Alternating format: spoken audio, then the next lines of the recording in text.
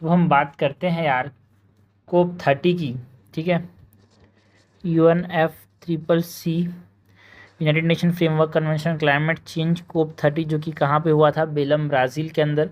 इसके अंदर हम 4 चीज़ों की बात करेंगे। Overview, major initiative and outcomes, India's position and initiative and COP जो है उसका बैकग्राउंड। ये 4 चीज़ों की हम इम्पोर्टेंट बात करेंगे।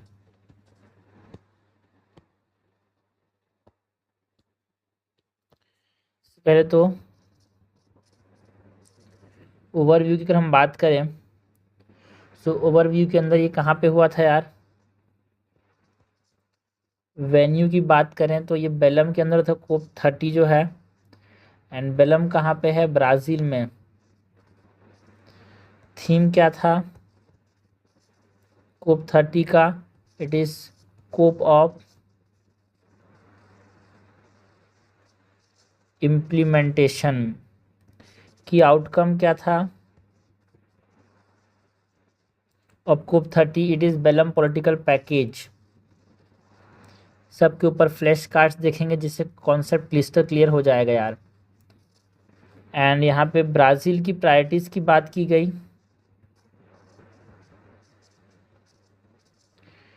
ब्राज़ील की प्रायोरिटीज़ के अंदर एक स्ट्रेंथनिंग मल्टीलेटरलिज्म की बात की गई। Strengthen multilateralism and center climate action on people, center climate action on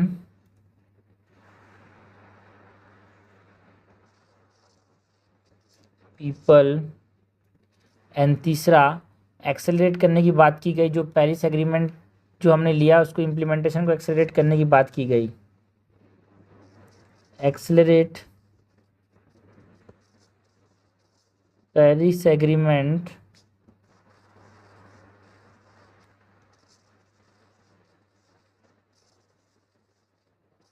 implementation. तो हमने बात की about the overview of COP30।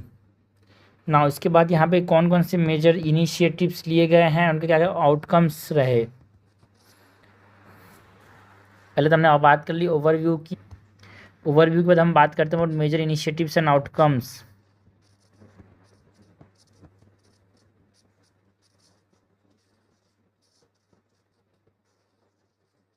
Major initiatives and outcomes, इसके अंदर यहाँ पे बेलम एक्शन प्लान बनाया गया।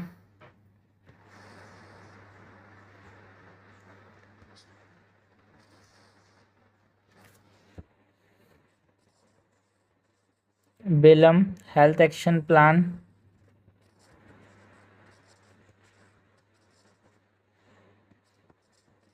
ट्रॉपिकल फॉरेस्ट फॉरएवर फैसिलिटी, ये इनिशिएटिव लिया गया जिसको हम TFFF बोलते हैं।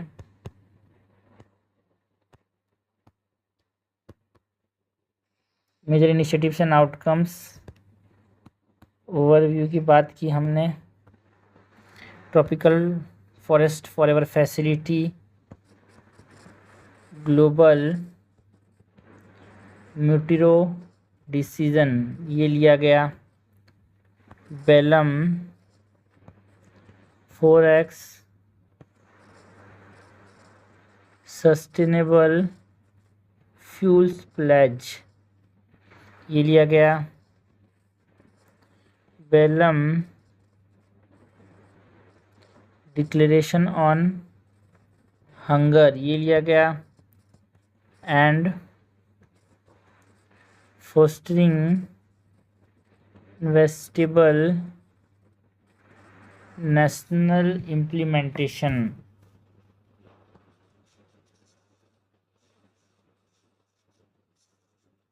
शॉर्ट में बोले तो FINI, फोस्टरिंग इन्वेंसिबल है ना, इन्वेस्टिबल नेशनल इम्प्लीमेंटेशन। तो जो बेलम हेल्थ एक्शन प्लान है इसके अंदर दो चीज़ की बात की जाती है यार। बेलम हेल्थ एक्शन प्लान के अंदर फर्स्ट ग्लोबल प्लान है on climate health risk. It is the first global plan on climate health risk.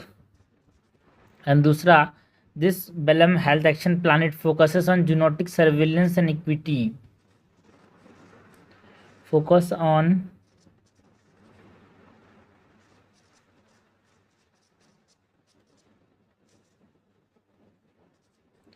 genetic surveillance and equity. Second is the tropical forest forever facility, short में बोले तो TFF।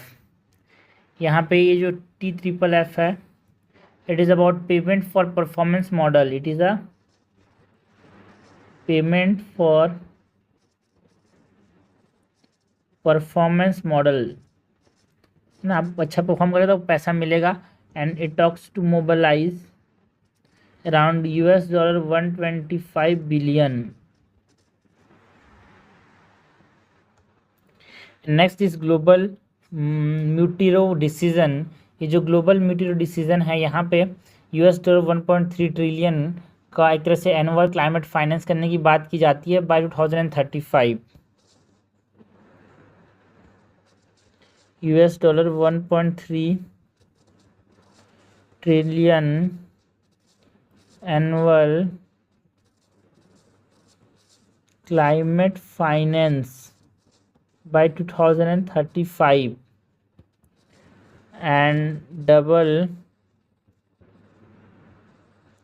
adaptation finance by 2025। And ये जो global mutirao decision है, ये बात करता है about adaptation of the global goal on adaption of global goal on adaptation GGA। Next ये जो Belum 4x sustainable fuel pledge है, 4x मतलब क्या, ये क्वाड्रपल करने की बात करता है। जो प्रोडक्शन एंड यूज़ है उसको, जो सस्टेनेबल फ्यूल है उसको क्वाड्रपल करने की बात करता है।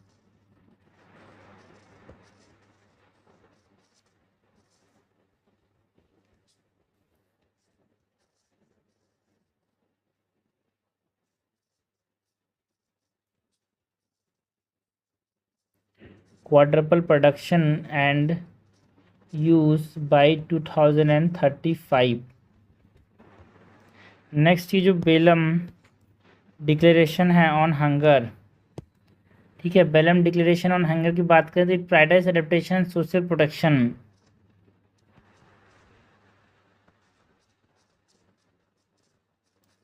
प्रायोरिटाइजेस adaptation and social protection। And the last is fostering investable national implementation, fostering investable national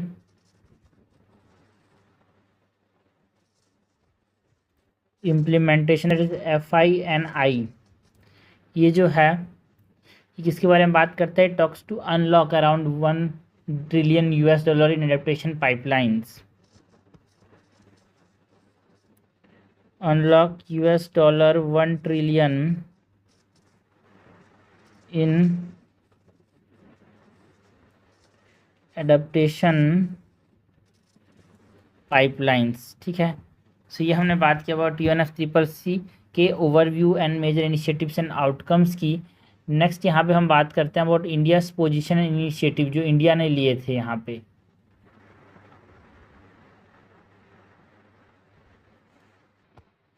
India's position and initiative की बात करें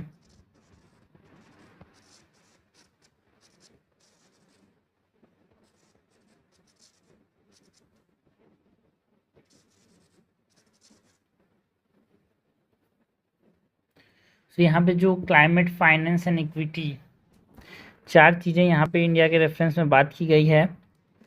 एक तो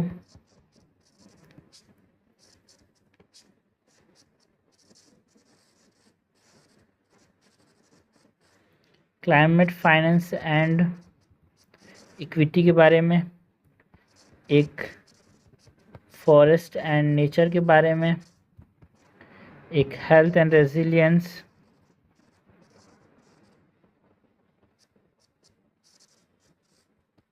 एंड एक है upcoming hosting.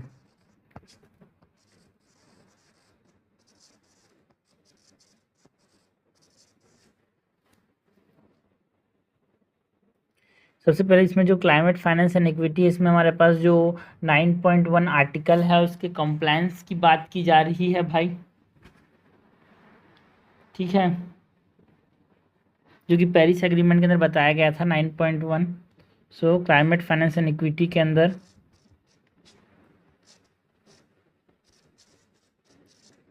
Push for article 9.1 compliance and oppose carbon border adjustment mechanism and unilateral trade measures।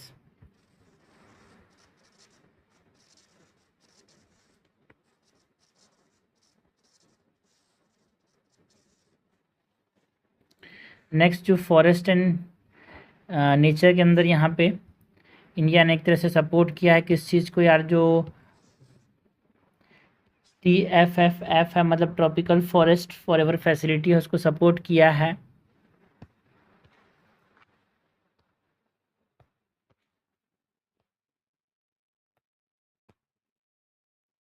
Okay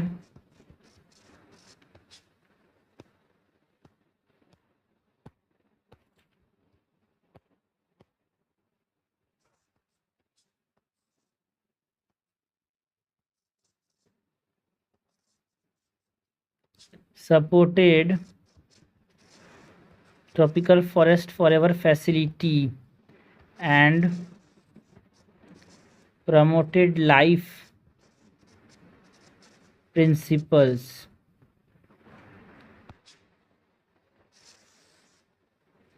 health and resilience के अंदर यहाँ पे एक तरह से जो global health care response team है उसको यहाँ पे बढ़ावा देने की बात की जा रही है। So advocated, India advocated global health care response team and जो अपकमिंग होस्टिंग है उसकी बात की गई भाई। अपकमिंग होस्टिंग में इंडिया जो है वो COP33 को 2028 में होस्ट करने की बात करता है। प्रपोज टू होस्ट COP33 इन 2028 की हमने बात की। इंडिया पोजीशन एंड इनिशिएटिव की किसके अंदर है ना, हमारे पास जो UNFCCC COP30 हुआ था उसके अंदर, ठीक है। पहला overview major initiative and outcomes, India's position and initiative, and lastly यहाँ पे हम बात करते हैं अबाउट दी कोप बैकग्राउंड की, कोऑपरेशन ऑफ पार्टीज़ के बैकग्राउंड की बात करें। So COP cooperation of parties background,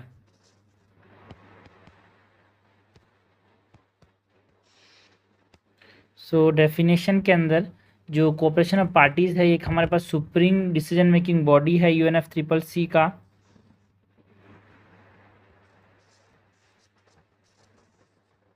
definition, COP is a supreme decision making body of UNFCCC। And history की बात करें तो हमारे पास फर्स्ट जो कोप है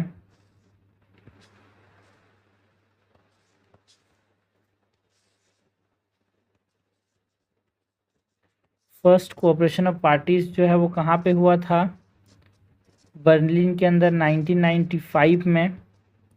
एंड जो COP3 है वो कहाँ पे हुआ था, क्योटो प्रोटोकॉल जो कि 1997 में हुआ था। एंड COP21 जो कि पेरिस एग्रीमेंट है जो कि 2015 में हुआ था।